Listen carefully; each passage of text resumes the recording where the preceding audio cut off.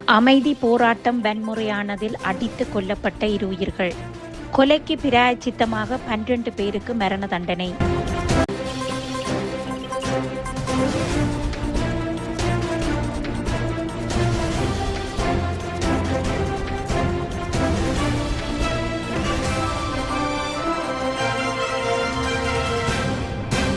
அரகலைய என்ற அமைதி போராட்டம் வன்முறையாளர்களால் குழப்பப்பட்டு கூடாரங்கள் எரிக்கப்பட்ட பின் சாமானியர்களின் கைகள் ஓங்கப்பட்டது.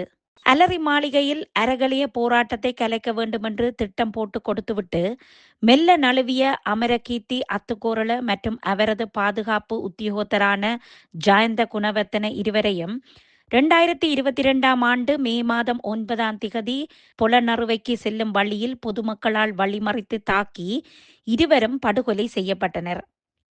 இச்சம்பவத்தை அடுத்து 41 பேர் குற்றவாளிகளாக சந்தேகத்தின் பேரில் குற்றம் சாட்டப்பட்டனர். இதில் 2 ஏலவே உயிரிழந்து விட்டனர். மேலும் 2 தலைமறைவாகியுள்ளனர். அவர்கள் இதுவரை நீதிமன்றில் முன்னிலைப்படுத்தப்படவில்லை. 3 நீதிபதிகள் முன்னிலையில் இவ்வழக்கு விசாரணைக்கு வந்தது. இவ்வாறான நிலையில் மீதமுள்ள 37 பேர் நீதிமன்றத்தில் முன்னிலைப்படுத்தப்பட்டனர். இந்த 41 பேரும் சாதாரண நபர்கள். அதிலும் 2 பல்கலைக்கழக மாணவர்கள். இவர்களில் 16 பேர் குற்றவாளிகள் என அடையாளம் காணப்பட்டனர். இதில் 12 பேருக்கு மரண தண்டனையும் 4 பேருக்கு 5 வருடங்களுக்கு ஒத்திவைக்கப்பட்ட 6 மாத சிறை தண்டனையும் விதிக்கப்பட்டது. இலங்கை வரலாற்றில் இதுவரை காலமும் வழங்கப்படாத ஒரு கடுமையான தீர்ப்பு இவ்வழக்கில் வழங்கப்பட்டுள்ளது. இவ்வாறு இத்தீர்ப்பு கடுமையாக்கப்பட என்ன காரணம் என்று தேடி பார்க்கும் பொழுது கிடைத்த பதில்தான் அதிர்ச்சி அளிக்கிறது. 2022 ஆண்டு அரகலைய போராட்டம் ஆரம்பிக்கப்பட்டது. ஆரம்பத்தில் தொழிற்சங்கங்களுடன் ஆரம்பமான இப்போராட்டம் நாட்கள் செல்ல செல்ல மக்கள் வீதிக்கு இறங்கும் நிலை உருவானது. இந்த போராட்டத்தின் தீவிரம் நாளடைவில் வலுப்பெறும் பொழுது இதனை கட்டுப்படுத்த வேண்டும் என்ற எண்ணத்தில் அன்றைய ஆட்சியாளர்கள் தமது கட்சிக்காரர்களை அழைத்து இந்த போராட்டத்தை நிலைகுலிய வைக்க திட்டம் தீட்டி போராட்டக்காரர்களை அடிக்க தொடங்கினார்கள். அன்றைய ஆட்சியாளர்களின் ஆதரவாளர்கள் எண்ணிக்கையை விட அரகலைய போராட்டக்காரர்களின் எண்ணிக்கை மும்மடங்காக இருந்தது.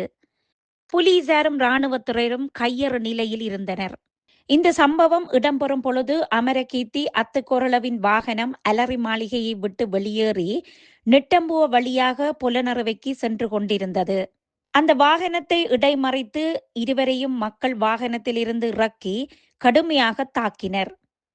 இந்த மக்களின் தாக்குதலை தடுக்க அமரகீர்த்தி அத்துக்கோரளவின் பாதுகாவலர் தனது துப்பாக்கியை எடுத்து சுடும் பொழுது 2 பொதுமக்கள் காயப்பட்டனர்.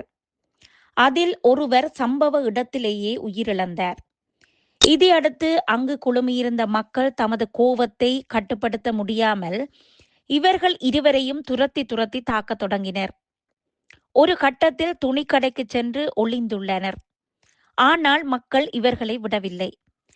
துணிக்கடைக்குள் புகுந்து இவர்களை இழுத்து வந்து இவர்களின் ஆடைகளை களைந்து இருவரையும் அடித்தே கொன்றனர். இவை அனைத்தையும் செய்தது எந்த ஒரு அரசியல் கட்சியோ அல்லது கட்சிக்காரரோ அல்லது கட்சி உறுப்பினர்களோ ஆதரவாளர்களோ அல்ல. சாதாரண பொதுமக்கள், தினக்கூலிகள். உண்மையில் அன்று பெருமளவில் நெருக்கடிக்குள்ளானதும் அவர்கள்தான். அவர்களின் கோபம் நியாயமானது. ஆனால் ஒருவரை அடித்து கொலை செய்யும் உரிமை யாருக்கும் இல்லை. ஆட்சியாளர்கள் மீதான வெறுப்பில் சாமானியர்கள் நிலைகுலைந்து நடத்திய தாக்குதல் கொலையில் முடிந்தது. அது மட்டுமன்றி பல வீடுகள் எரிக்கப்பட்டன, உடைமைகள் சேதமாக்கப்பட்டன. இந்த சம்பவம் இடம்பெற்று 4 வருடங்களை அண்மிக்கும் நிலையில் 2 ஆட்சி மாற்றங்கள் வந்துவிட்டது. முன்னாள் ஜனாதிபதி மஹிந்த ராஜபக்ஷவின் கட்சிக்காரர் அமரகீர்த்தி அத்துக்கோரள இவரது மரணத்திற்கான நீதி இந்த அரசாங்கத்தில் கிடைக்காது. காரணம் இந்த அரசாங்கமும் அரகலையவின் ஓர் அங்கம் என்று பலர் விமர்சித்து வந்த பொழுதும் இன்று வாயடைத்து விட்டார்கள். இந்த சம்பவம் இடம்பெற்ற பின் வழக்கு தொடரப்பட்டது.